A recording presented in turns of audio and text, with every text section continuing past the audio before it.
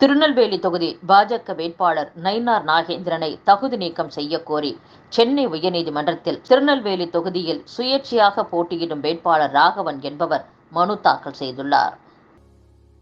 இலங்கையை கண்டித்து தமிழக மீனவர்களை காக்க ஒரு சிறு துரும்பை கூட பிரதமர் மோடி அசைக்கவில்லை என்று திமுக தலைமை அறிவித்துள்ளது. பாஜகவும் அதிமுகவும் ஒருவரை ஒருவர் எதிர்ப்பது போல நாடகமாடிக்கொண்டிருந்தாலும் தேர்தலுக்கு பின் கைகோர்த்து விடுவர் என்று முதலமைச்சர் மு.க.ஸ்டாலின் பேசியுள்ளார். விழுப்புரம் மாவட்டத்தில் நாடாளுமன்ற தேர்தல் கண்காணிப்பின் போது இதுவரை 1.42 கோடி ரூபாய் மதிப்பில் பணம், மது பாட்டில்கள் பறிமுதல் செய்யப்பட்டுள்ளன. விழுப்புரம் மாவட்டத்தில் கடந்த மார்ச் 16ஆம் தேதி முதல் பறக்கும் படை, நிலையான கண்காணிப்பு குழு உள்ளிட்ட பல குழுக்களின் கண்காணிப்பு பணி தொடர்ந்து நடைபெற்று வருகிறது.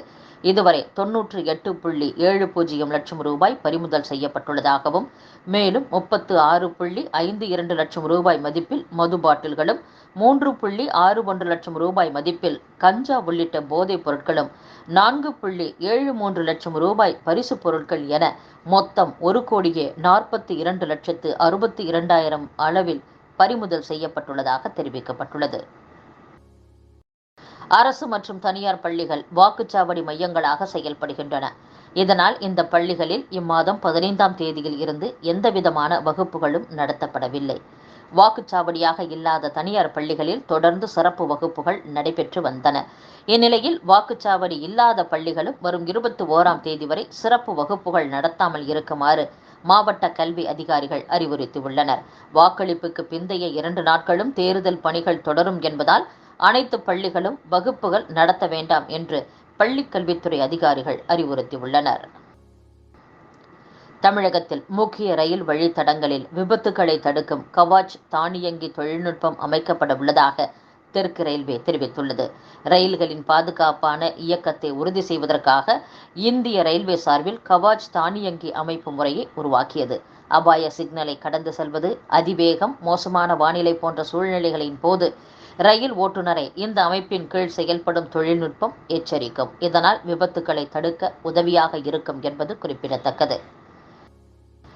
சென்னையில் போலி பாஸ்போர்ட் வழக்கில் வங்கதேசத்தைச் சேர்ந்த 3 பேர் கைது செய்யப்பட்டுள்ளனர். போலி பாஸ்போர்ட் மூலம் சென்னையில் இருந்து வெளிநாடுகளுக்கும் சிலர் தப்பிச் செல்ல உள்ளதாகவும், சிலர் வெளிநாடுகளில் இருந்து சென்னைக்கு திரும்புவதாகவும் சென்னை மத்திய குற்றப்பிரிவுக்கு ரகசிய தகவல் கிடைத்ததன் அடிப்படையில் போலீசார் துப்பு துலக்கி வங்கதேசத்தைச் சேர்ந்த தமீம் உசேன், அதே நாட்டைச் சேர்ந்த சுமோன் சந்திர சர்மான், சுப்ரவ் சந்திர கர்மாக்கர் ஆகிய 3 பேரை அடுத்தடுத்து கைது செய்துள்ளதாக தெரிவித்துள்ளனர்.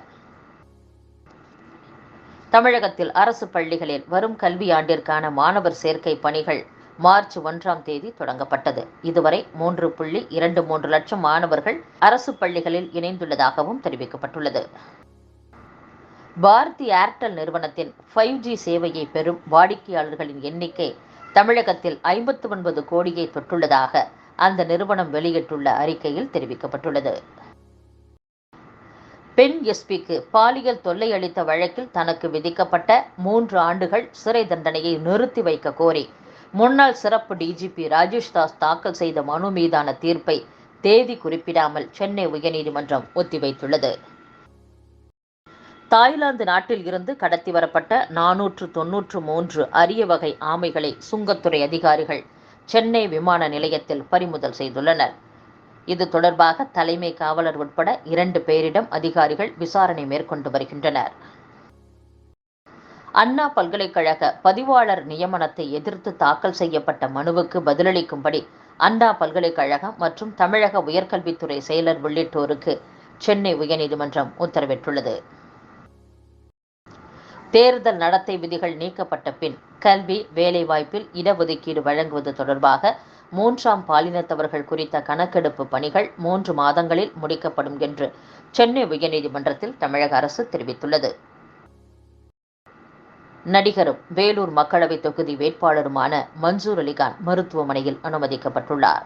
இந்திய ஜனநாயக புலிகள் கட்சியின் தலைவரும் நடிகருமான மன்சூர் அலிகான் வேலூர் மக்களவை தொகுதியில் சுயேட்சை வேட்பாளராக பலாப்பழம் சின்னத்தில் போட்டியிடுகிறார். இவர் தீவிர பிரச்சாரத்தில் ஈடுபட்டு கொண்டிருந்த போது உடல்நலக்குறைவு ஏற்பட்டதாக கூறப்படுகிறது. இதனிடையே வேலூரில் உள்ள மருத்துவமனையில் மன்சூர் அலிகான் அனுமதிக்கப்பட்டிருந்தார்.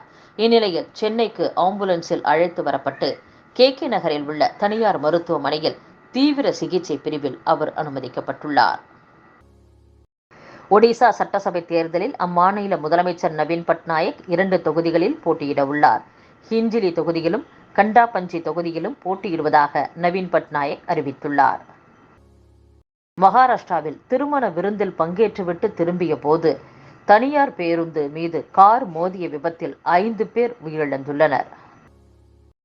சுட்டெரிக்கும் வெயிலால் ஒடிசாவில் பள்ளிகளுக்கு 3 நாள் விடுமுறை அறிவிக்கப்பட்டுள்ளது. ஒடிசாவில் அடுத்த சில நாட்களுக்கு வெயிலின் தாக்கம் இன்னும் அதிகரிக்கும் என்று இந்திய வானிலை ஆய்வு மையம் கூறியுள்ளது. குஜராத்தில் டேங்கர் லாரி மீது கார் மோதிய விபத்தில் 10 பேர் உயிரிழந்துள்ளனர். கார் விபத்து காரணமாக அகமதாபாத் வதோதரா விரைவு சாலையில் கடும் போக்குவரத்து நெரிசல் ஏற்பட்டுள்ளது.